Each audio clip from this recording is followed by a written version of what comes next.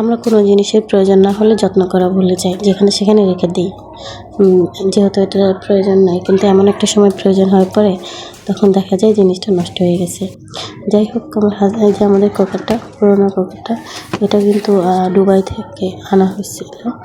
তো কুকারটা একদম নষ্ট হয়ে গেছে।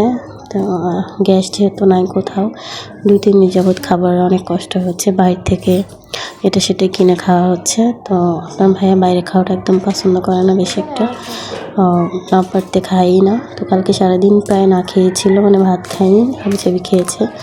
তো সেজন্য আজকে ও চিন্তা করলো যে কিছু একটা করা উচিত। তো সাথে সাথে আমি বলেছিলাম একটা ইলেকট্রিক চুলা আনি, হিটার, যেটা তো ও বলল না, তুমি আপাতত একটা কুকার নাও, চলতে থাকো, চুলায় রিস্ক আছে।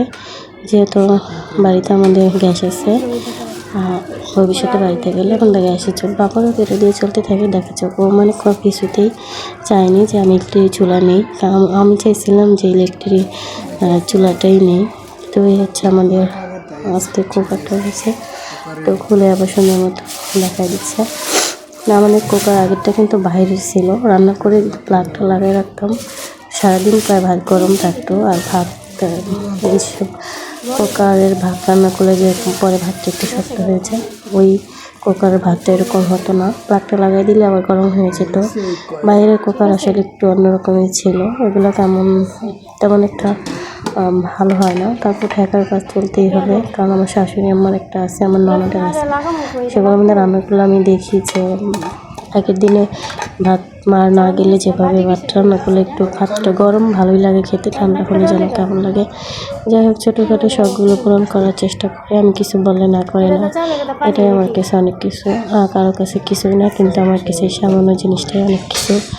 যেহেতু ও এখন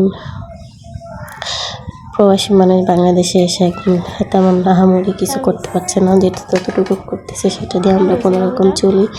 সবাই আমাদের জন্য দোয়া করবেন যাতে ভবিষ্যতে আপনার ভালো ভালো কিছু করে, ইনশাআল্লাহ।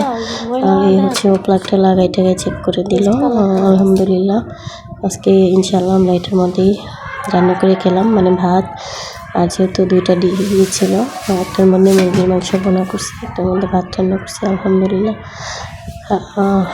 না খেয়ে থাকার চাইতে ভালোই ছিল।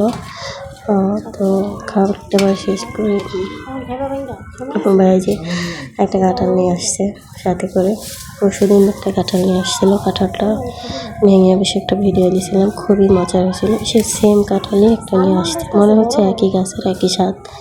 ভাঙার পরে খুবই মিষ্টি ছিল, কালারটা খুবই সুন্দর ছিল। এই বছরের মানে শেষের দিকে এই 2টো কাঁঠালই মনে হলো এই বছরের সেরা, আলহামদুলিল্লাহ। খেয়ে খুবই ভালো লাগছে। যেহেতু নরম কাঁঠালটা আমি খুব কমই খাই, কিন্তু এটা আমি খেয়েছি, মন ভরে খেয়েছি, স্বাদটা পরিপূর্ণ ছিল, আলহামদুলিল্লাহ। তো আপনারা যে যেখান থেকে আমাদের ভিডিও দেখেন, ইনশাআল্লাহ ভালো লাগলে দেখতে থাকবেন, আশা করি ভালো লাগবে দেখতে দেখতে। ভালো থাকবেন, আল্লাহ হাফিজ।